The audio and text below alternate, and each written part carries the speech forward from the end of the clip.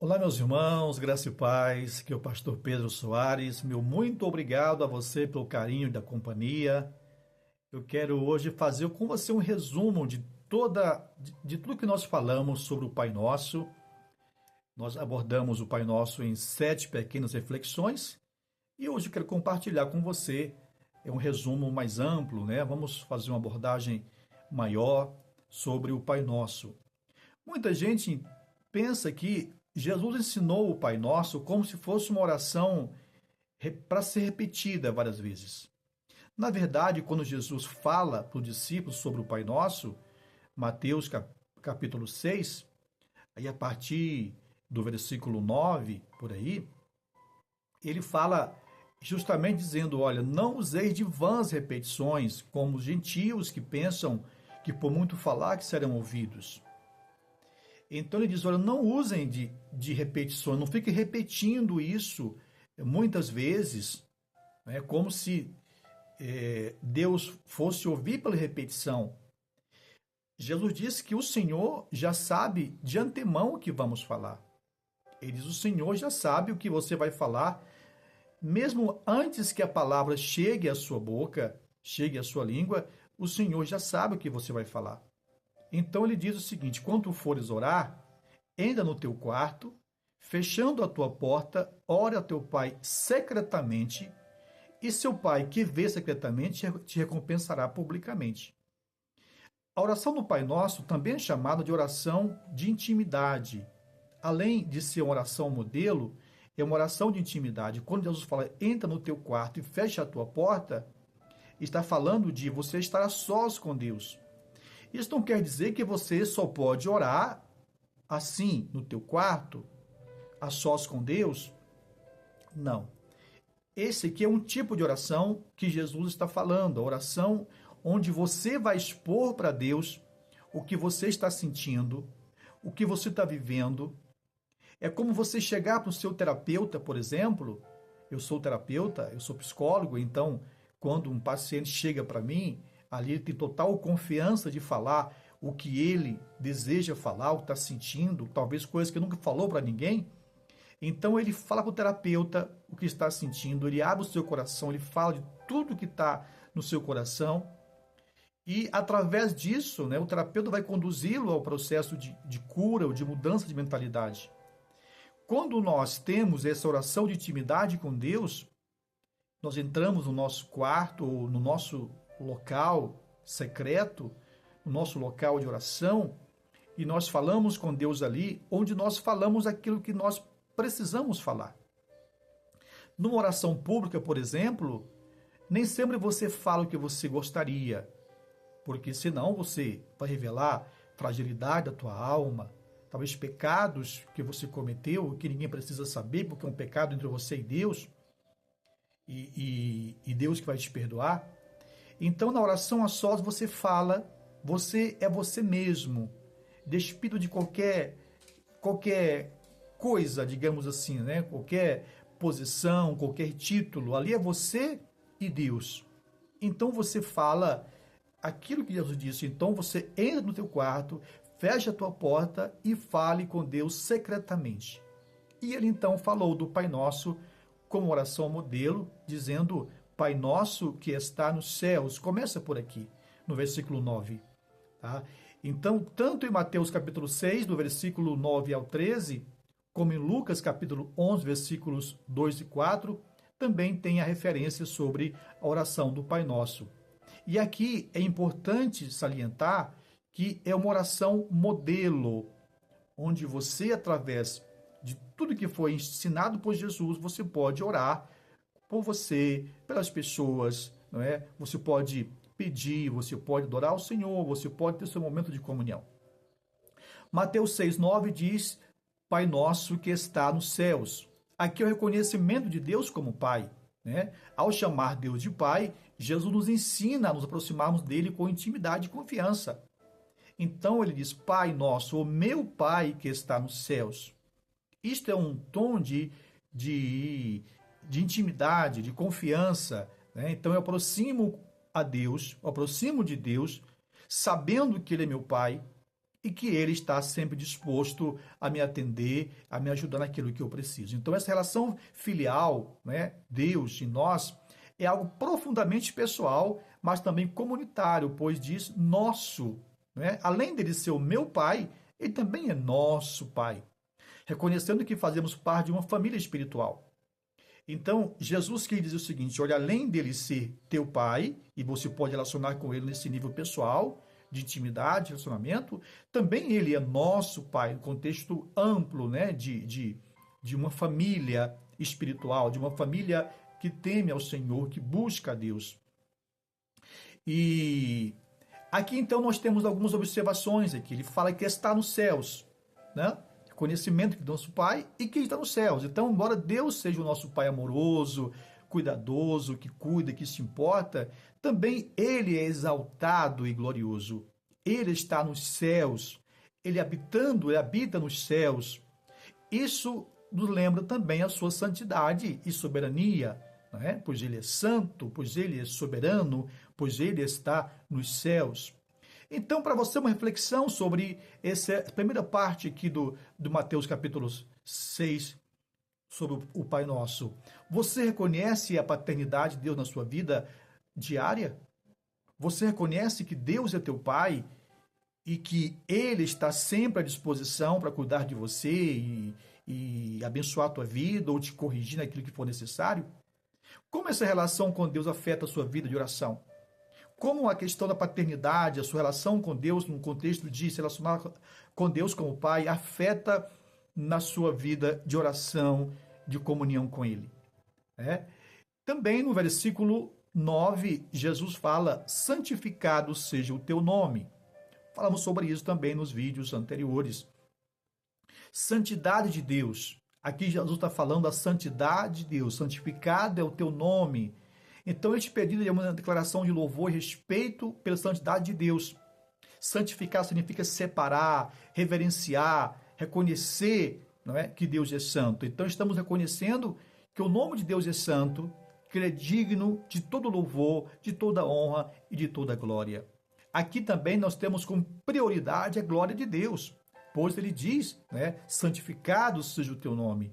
Então, antes de pedir qualquer coisa, Jesus nos ensina a priorizar a glória de Deus. Antes de pedir perdão, antes de pedir alguma coisa para nós, precisamos reconhecer a santidade de Deus, que Ele é santo e que Ele merece toda honra e toda glória. Então, sua santidade e grandeza devem ser reconhecidas, em primeiro lugar, em nossos corações. Para você, uma reflexão sobre esse quesito aqui. Como você honra o nome de Deus em sua vida, em suas orações? Como que você reconhece a santidade de Deus? Você busca glorificar a Deus antes de apresentar suas necessidades pessoais a Ele? Você tem essa prática de dizer: Senhor, Tu és santo, Tu és soberano, Tu és bendito, antes de você pedir aquilo que você deseja? Em Mateus 6,10, Jesus diz: venha o teu reino, né? Venha o teu reino. Desejo pelo governo de Deus. O reino é o governo de Deus. Ele diz: venha o teu reino, né? O reino de Deus é o governo de Deus estabelecido na terra, assim como ele é nos céus. Então, pedir que o reino de Deus venha é expressar um desejo que, por seu reino justo, por o seu governo justo, e sua vontade serem realizadas aqui na terra. Eles venham a nós o teu reino, seja feita a tua vontade aqui na terra, como ela é feita nos céus. Não é? Então, precisamos declarar o reino de Deus, precisamos reconhecer o reino de Deus na terra e precisamos entender que nós também, como súdito desse reino, nós estamos submetidos à vontade de Deus, aos códigos, né, às leis deste reino, que é a palavra de Deus, e precisamos, portanto, viver de acordo com a vontade de Deus. Né? Então, como você vive de acordo, uma pergunta para você, você vive de acordo com o valor do reino de Deus? A sua vida diária, as suas ações, o seu comportamento é de acordo com os valores deste reino? Como sua vida reflete o desejo de ver o reino de Deus se manifestando? Você deseja ver o reino de Deus se manifestar na terra? E como sua vida reflete esse desejo? Que tipo de comportamentos, que tipo de atitude você tem para para você dizer que você deseja que o reino de Deus se manifeste aqui na terra? Mateus 6,10, Jesus disse, né, aí, complementando o versículo, seja feita a tua vontade, aqui na terra como no céu. Então, a vontade de Deus, ela é boa, ela é perfeita, ela é agradável, de acordo com Romanos 12, versículo 2. Mas, para que a vontade de Deus se manifeste aqui na terra, ela precisa se manifestar através de quem? De nós, de mim, de você, de nós que somos súditos desse reino, que somos filhos de Deus. Então, precisamos permitir que a vontade dele se manifeste aqui na terra. De que forma? Abrindo mão das nossas vontades para que a vontade de Deus prevaleça em nós, para que a graça dele prevaleça em nós e através da vontade dele possamos cumprir o propósito dele aqui na terra, que é servi-lo de todo o nosso coração. Pergunto a você, você está disposto a submeter seus planos à vontade de Deus? Você está disposto a abrir mão daquilo que é seu próprio para que Deus possa cumprir a vontade dele em você, através de você? Como você reage quando a vontade de Deus não coincide com os seus desejos? Qual a tua atitude quando você percebe que algo que aconteceu na sua vida não foi como você desejava, mas talvez Deus quis assim, não é? É importante pensar sobre isso. Mateus 6,11, Jesus fala sobre o pão nosso, ele diz, o pão nosso cada dia nos dá hoje, né? Também falamos sobre isso no vídeo passado, você deve ter assistido, se não assistiu ainda, volte alguns vídeos atrás, você verá aí 7 dias, são 7 pequenos vídeos que você vai ver cada dia um vídeo falando sobre o Pai Nosso. Então, o pão nosso cada dia nos dá hoje, aqui fala de uma dependência de Deus com as nossas necessidades diárias, precisamos confiar em Deus, precisamos depender de Deus, mas também precisamos ter as nossas atitudes, né? Precisamos agir à altura daquilo que Deus nos orienta na sua palavra. Tá? Aqui fala de suficiência diária. O pão não é apenas o alimento físico, né? O alimento do corpo, mas também o alimento da alma, a provisão espiritual, a provisão emocional, a provisão física, a provisão financeira. Em todos os aspectos, Deus fala desse pão no aspecto de provisão. Então, Senhor, conceda-nos, né, o nosso pão de cada dia, ou seja, a provisão diária em todas as áreas da minha vida que eu preciso de provisão, preciso de cuidado.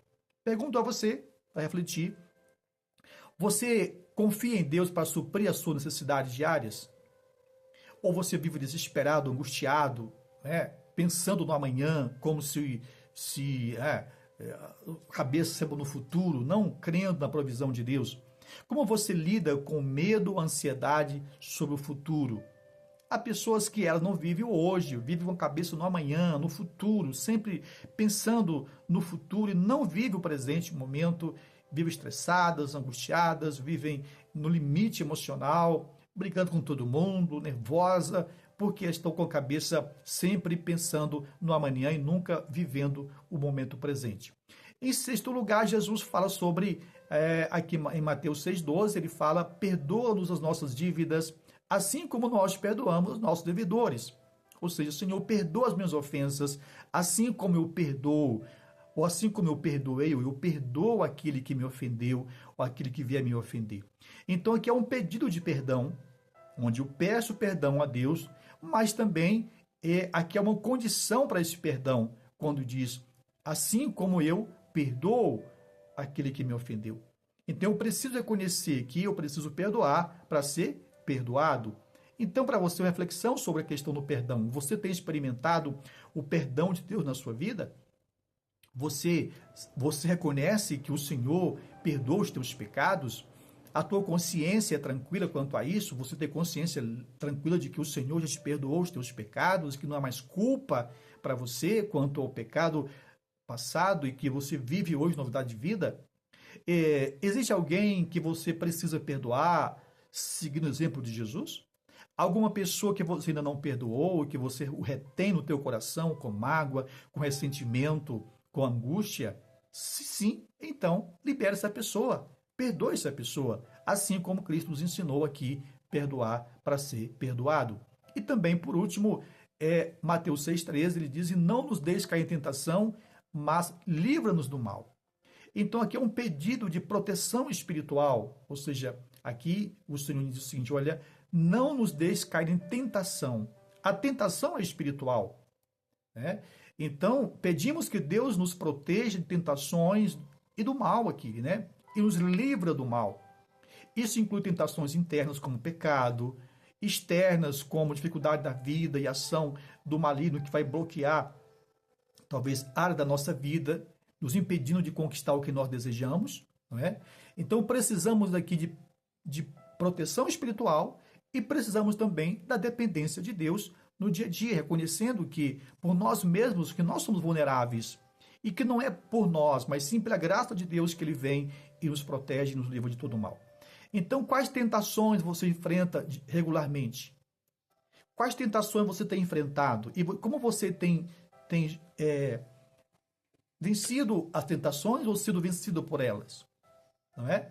Como você pode depender de Deus para vencer essas tentações? Como que você tem feito para você vencer as tentações do dia a dia? Por último, Mateus 6,13 diz: porque teu reino, o poder e a glória para sempre. Amém. Olha aqui, eu gosto disso, porque aqui fala do reconhecimento da soberania de Deus, pois teu é o reino, o poder e a glória para sempre. A oração termina aqui com louvor, né? Doxologia, que é o louvor, que é reconhecimento de Deus de quem Ele é, né? Reino, teu reino, o poder e a glória para sempre. Aqui Jesus está afirmando que Deus é o Rei soberano, é o Todo-Poderoso, é o digno de toda honra e toda glória. Isso nos lembra que todas as coisas pertencem a Ele e que podemos confiar no seu governo eterno. E por último, aqui ele fala, não é, sobre a finalidade da oração, que neste final, aqui ele traz de volta o propósito central da oração, que é a glória de Deus. Jesus começa orando, ensinando, não é, o reconhecimento da soberania de Deus, Pai nosso que está nos céus, e ele termina aqui também dizendo: pois teu é o reino, o poder e a glória para sempre. Ou seja, então ele começa a oração e ele termina a oração reconhecendo a soberania de Deus, a glória de Deus, o poder de Deus, quem de fato Deus é. E aqui concluo a minha reflexão com você nesse vídeo, que ficou um pouco longo, um pouco maior do que os demais, porque estou fazendo um resumo de todas as reflexões que nós tivemos aqui. Aqui eu concluo com você dizendo o seguinte: olha, queridos, precisamos sempre fazer uma reflexão da nossa vida. Como nós estamos agindo? Qual nível de relacionamento nós estamos tendo com Deus? Estamos vivendo à altura do que o Senhor recomenda na sua palavra? Ou estamos vivendo do nosso jeito, fazendo as coisas do nosso jeito? Estamos querendo que as coisas sejam do nosso jeito e não do jeito de Deus? Então reflita sobre isso. O Pai Nosso é uma oração, um modelo que você pode, através do Pai Nosso, você pode orar qualquer necessidade, qualquer situação da sua vida, você pode aplicar na tua vida, reconhecendo que Deus é soberano, é o Deus que provê, é o Deus que cuida, é o Deus que ama, Deus que se importa, o Deus que perdoa, o Deus que vê. Ele é tudo que nós precisamos. Que Deus te abençoe, meu querido irmão, minha irmã, meu amigo, minha amiga. Deus te abençoe. Reforço a você o convite para você se inscrever no canal se ainda não for inscrito e compartilhar também com um amigo. De repente você tem uma pessoa que precisa ouvir essa mensagem, compartilha com ela, né? Compartilhe essa mensagem com alguém. Também se inscreva, ou então clique aí, coloque um gostei para que a mensagem possa chegar para mais pessoas e mais pessoas serem alcançadas pelo Evangelho. Um forte abraço, Deus te abençoe, no precioso nome de Jesus.